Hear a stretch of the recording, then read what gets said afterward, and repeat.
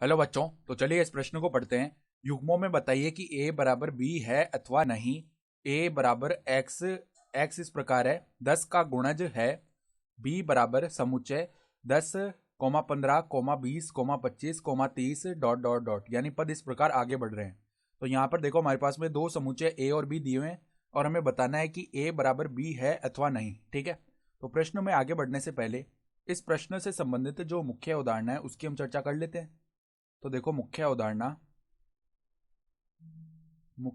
देखो क्या हो जाएगी। यदि यदि दो समुच्चय P और Q हैं और P में जो अवयवों की संख्या है वो बराबर है Q में अवयवों की संख्या के, वह P तथा Q में समान अवयव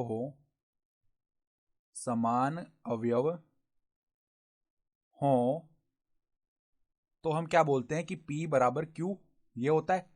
यानी समुच्चय P और Q आपस में हम बराबर लिख पाते हैं अगर जो समुच्चय P है उसमें अवयवों की संख्या समुच्चय Q में अवयवों की संख्या के बराबर हो, और साथ ही साथ क्या होना चाहिए कि P तथा Q में समान अवयव होने चाहिए। ठीक है, तो अब देखो यहाँ पर अगर हम A समुच्चय की बात करें तो क्या कह रहा है कि x जो है 10 का गुणज है, यानी कि इस प्रकार का समुच्चय बनेगा। देखो 10, 20, 30, 40 इस प्रकार से पद आगे बढ़ेंगे। ठीक है, और बी जो समुच्चय है ना ये किस प्रकार का है, देखो 10, 15, 20, 25, 30 इस प्रकार के पद आ रहे हैं इसमें। तो हम साफ साफ देख पा रहे हैं कि जो ए समुच्चय है ना उसमें तो 10 के गुणज आ रहे हैं, और जो बी समुच्चय है ना उसमें 5 के गुणज आ रहे हैं, लेकिन 10 से शुरू हो रहे हैं, जैसे कि 10 आया, फिर 15 आया, फिर 20 आया।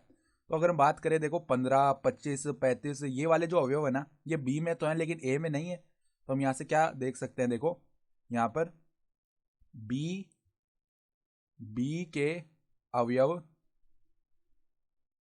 जैसे जैसे 15, 25, 35 इस प्रकार के बहुत सारे अवयव आएंगे, ए में उपस्थित नहीं है,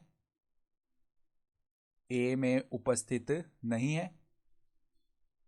और देखो समुच्चय बराबर होने के लिए समान अवयव होने चाहिए दोनों समुच्चयों में, तो यहाँ पर इनमें समान अवयव नहीं आ रहे। ठीक है, ये ए में उपस्थित नहीं है, अतः हम क्या बोल सकते हैं, अतः अतः ए जो है वो बराबर नहीं है बी के। ठीक है, और यही हमें बताना था कि बराबर होगा अथवा नहीं, तो नहीं होगा बराबर। ठीक है, तो आशा करता हूं कि आपको ये प्रश्न समझ में आया होगा। धन्यवाद।